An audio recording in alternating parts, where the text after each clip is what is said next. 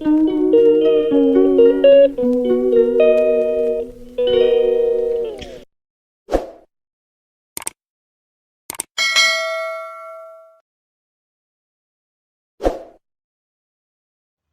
वालेकुम, welcome back to my channel and welcome to my new vlog. तो कैसे हैं आप सब लोग? उम्मीद करती हूँ आप सब खैरियत से होंगे। तो स्टार्ट करते हैं आज का व्लॉग। और आज का व्लॉग मैंने स्टार्ट किया है दोपहर के टाइम से, और यहाँ पर मैं पानी बॉयल कर रही हूँ। और क्यों कर रही हूँ ये मैं आपको आगे चल के बताती हूँ। तो सबसे पहले तो इस उबलते हुए पानी में मैंने नमक के 2 बड़े चम्मच ऐड किए हैं, और उसके बाद ये धुली हुई सब्ज़ मिर्चें अच्छी तरह से इनको साफ़ करके, और इनमें से जो भी ख़राब मिर्च थी वो आपने निकाल लेनी है और इनको कर लेना है बॉयल। और बॉयल कितना करना है? सिर्फ 1 मिनट तक आपने इन मिर्चों को पकाना है, और 1 मिनट के बाद आंच कर देनी है बंद, और इसके ऊपर आपने ढक्कन दे देना है और इसको 20 मिनट के लिए ऐसे ही छोड़ देना है। तो मैं ये क्या कर रही हूँ, तो मैं बना रही हूँ यहाँ पे सब्ज़ मिर्चों का ऑयल फ्री अचार, जो कि मेरे हस्बैंड को बहुत ही पसंद है। और हमारे घर में ज़्यादातर मिर्चों का अचार ही खाया जाता है, यानी मुझे भी और मेरे हस्बैंड को भी मिर्चों का अचार ही पसंद है। और मुझे वैसे लहसुन का अचार भी बहुत पसंद है, और मैंने वो भी बनाया है, तो मैं वो भी आगे चल के आपके साथ शेयर करूँगी। तो यहाँ पर मैं इसी पानी में, यानी जिसमें हमने मिर्चें ऐड की हैं ना, तो ये 1 किलो मिर्चें थी मेरे पास, और इसी हिसाब से आपने पानी लेना है कि मिर्चें जो है ना वो इसके अंदर अच्छी तरह से डूब जाएं। फिर मैंने इसमें 1 लेमन जो है वो स्लाइस करके ऐड कर लिया है। इससे एक तो इस अचार की जो स्मेल है ना वो बहुत ही प्यारी हो जाएगी, यानी बहुत ही ये खुशबूदार किस्म का अचार जो है वो तैयार होगा। तो बाकी अचार के मसाले वगैरह जो भी हैं वो हम इसमें वही ऐड करेंगे, लेकिन इसमें मसाले वगैरह भी ज़रा थोड़े ही जाएंगे। तो ना भी ऐड करें तो ये बहुत मज़े का अचार बनता है, लेकिन मैं फिर भी इसमें मसाले वगैरह ऐड करती हूँ। तो ये अचार मैंने फ़र्स्ट टाइम, यानी अपने जब मैं शादी के बाद अपने ससुराल में आई हूँ, तो मैंने ये अचार को वहीं पे खाया है, और मुझे बड़ी हैरत हुई कि ये इस तरह से, यानी अचार जो है वो ऑयल के बगैर भी बन जाता है। तो तब से मुझे पहले तो मैंने खैर इतना, यानी ज़रा झिझकते झिझकते खाया था, लेकिन उसके बाद फिर मुझे ये पसंद आया। और मैं ये अचार जो है वो पिछले साल भी मैंने अपने हस्बैंड को बना के दिया था, और इस साल भी। तो ये मेरे पास तो मिर्चें हैं जी काफ़ी ज़्यादा, लेकिन आप 1 पाव से लेके आधा किलो मिर्चों तक ये अचार बना लें, क्योंकि इस अचार को हमने फ्रिज में ही रखना होता है। तो जब तक मेरा यानी वो अचार जो है वो ठंडा हो रहा था, मैं आ गई रूम में और मैं सिलाई कर रही थी अपने कपड़े। और छुट्टियां मेरी बिल्कुल ख़त्म हो रही हैं, और अभी तक मुझे इतनी मोहलत नहीं मिल सकी कि मैं अपने कपड़े ही सिलाई कर लेती। तो आज मैंने सोचा कि चले मैं मशीन भी रखती हूँ, साथ साथ कपड़े भी सिलाई करती हूँ। तो यहाँ पर पहले मैं थोड़ी बहुत डिज़ाइनिंग वगैरह जो है वो कर रही हूँ, तो इसके लिए मैं ग्लू या फिर गम स्टिक का इस्तेमाल भी कर लेती हूँ। तो वो काम मैं आराम से बैठ के पहले ही कर लेती हूँ, और फिर बाद में जब मशीन रखती हूँ तो ये मैं अपने जो भी डिज़ाइनिंग वगैरह है वो कर लेती हूँ। मुझे अपने कपड़े डिज़ाइन करने का और कपड़े सीने का बहुत ही शौक़ है, लेकिन क्या करूँ कि और भी बहुत से काम हैं जो मुझे करने होते हैं। तो सारा दिन घर में खाना बनाओ, सफाई करो, कपड़े धो, कपड़े इस्त्री करो, और भी बहुत से छोटे छोटे काम करते करते मेरे पास इतना वक्त ही नहीं बचता कि मैं अपने कपड़े जो हैं वो मैं पूरा, यानी दिल लगाकर और मेहनत से सी सकूं। तो लेकिन फिर भी मैं अपने वक्त से थोड़ा सा वक्त निकाल लेती हूँ।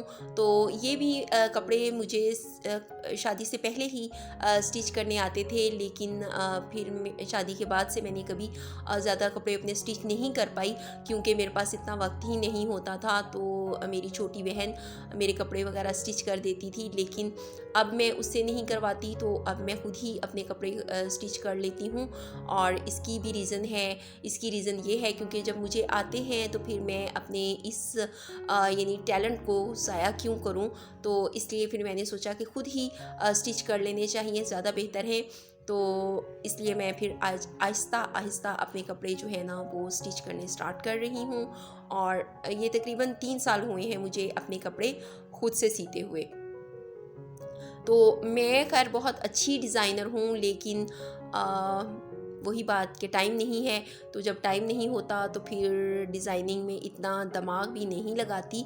और वैसे भी मुझे सिंपल सिंपल कपड़े ही ज़्यादा पसंद हैं, खुसूसन गर्मियों में, क्योंकि गर्मियों में ज़्यादा डिज़ाइनिंग वगैरह जो है ना वो अच्छी नहीं लगती मुझे और ना ही पहनी जाती है। तो कपड़े वही पहनने चाहिए जो आप जिनमें कंफर्टेबल हों। तो इसलिए फिर मैं ज़रा हल्की फुल्की डिज़ाइनिंग करके ही अपने कपड़े स्टिच करती हूँ। तो ये मैं जो नेक बना रही हूँ तो ये मैं आपके साथ शेयर करूँगी। तो इंशाल्लाह कि कभी नेक्स्ट वीडियोज़ में मैं आपके साथ अपने मज़ीद जो ड्रेसेस सियूँगी तो वो भी मैं आपके साथ शेयर करूँगी। अभी तो आज मैं अपना पहला सूट ही स्टिच कर रही हूँ। तो ये स्टिचिंग भी आजकल के दौर में ना बहुत ही ज़्यादा एक हुनर है अगर आपके पास हो तो। लास्ट ईयर मेरे पास से कुछ ऐसा था कि एक मुझे सूट मेरे पास पड़ा था और वो मुझे अर्जेंट चाहिए था, यानी हमारे स्कूल में कोई फंक्शन था, तो टाइम बहुत कम था, इसलिए मैं अपना सूट जो था ना वो स्टिच नहीं कर सकती थी। और मैंने सोचा कि मैं किसी यानी दर्जन वगैरह से या किसी टेलर से सिलवा लेती हूँ। तो इतने कम टाइम के लिए कोई टेलर भी सूट जो था वो नहीं पकड़ रहा था। तो फिर मैंने अपनी यानी जो हमारे मालिक मकान हैं उनसे मैंने पूछा, तो उन्होंने मुझे बताया कि ये सामने ही हमारी गली में एक टेलर रहती हैं, यानी दर्जन हैं, तो आप उनसे अपने कपड़े स्टिच करवा लें, वो बहुत ही अच्छे सीती हैं। तो खैर मैं उनके पास गई और उन्हें अपना नाप वगैरह दिया और मैंने उन्हें कहा कि मुझे सिर्फ़ कल का दिन है आपके पास और परसों मुझे ये सूट तैयार चाहिए, यानी आप मुझे ये यानी 24 आवर्स हैं आपके पास और मुझे आप ये सूट स्टिच कर दें। उसने हामी भर ली। तो नेक्स्ट डे जब मैंने उससे वो सूट लिया तो यकीन करें उसकी स्टिचिंग बिल्कुल भी अच्छी नहीं थी, यानी इतनी रफ़ सिलाइयाँ सी थी और मुझे बहुत ही यानी गुस्सा आया और दुख भी हुआ कि मेरा सूट उन्होंने इतना अच्छा बर्बाद करके रख दिया। तो मैंने सोचा कि इससे कई गुना अच्छे तो मैंने खुद स्टिच कर लेने थे, तो मैंने एमी ही ये दर्जन को दे दिया।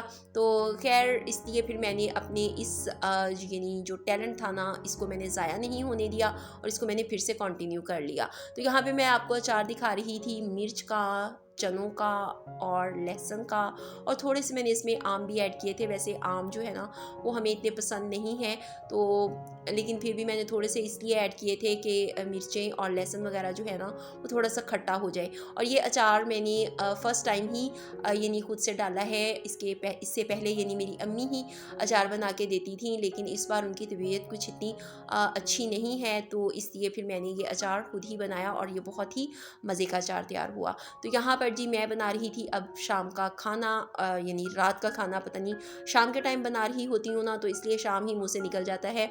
तो रात के लिए खाना बना रही थी मैं, और एक तरफ मैं कर रही हूँ करेले फ्राई और दूसरी तरफ मैं दाल माश बना रही हूँ। तो मैंने बनानी थी दाल माश और वो मैंने भिगो कर रखी हुई थी, लेकिन मेरे हस्बैंड बाहर गए तो उनको करेले बहुत ही अच्छे नज़र आ गए, तो वो करेले ले आए और फिर उन्होंने मुझे कहा कि अगर आप करेले आज बना लें। मैंने कहा आज तो मैंने दाल भिगो कर रखी हुई है। तो फिर खैर मैंने सोचा कि चलो दाल भी पका लेती हूँ और करेले भी बना लेती हूँ, लेकिन फिर साथ ही मैंने अपने हस्बैंड से प्रॉमिस लिया कि ये दाल आपको कल खानी पड़ेगी, फिर आपने ये नहीं कहना कि ताज़ा सालन बनाओ, फिर आपको ये दाल खानी पड़ेगी। तो उन्होंने कहा ठीक है मैं खा लूँगा, यानी बहुत ही बड़ा एक तरह से उन्होंने मेरे ऊपर एहसान किया कि ठीक है मैं दाल खा लूँगा लेकिन आज मुझे करेले ही बना के दो। तो इसलिए फिर आज मुझे 2 सालन बनाने पड़े। और इस तरह होता है कभी मैं अपने लिए भी कोई स्पेशल सालन बना लेती हूँ और कभी अपने हस्बैंड की फरमाइश पर भी। तो इस तरह दो दो हमारे हाँ अक्सर सालन बन जाते हैं। फिर मैं नेक्स्ट डे कुछ नहीं बनाती, तो यही कुछ कल भी करूँगी। और मैंने सोचा कि चले आज 2 सालन बने होंगे ना, तो कल फिर ऐसा होगा कि कल मैं अपने कपड़े वगैरह ही स्टिच करती रहूँगी, तो शाम तक मुझे फ़िक्र नहीं होगी कि मैंने अपने यानी सालन वगैरह बनाने हैं। तो यहाँ पर जी दाल माश जो थी वो मैंने हल्का सा यानी शोरबे वाली बनाई थी।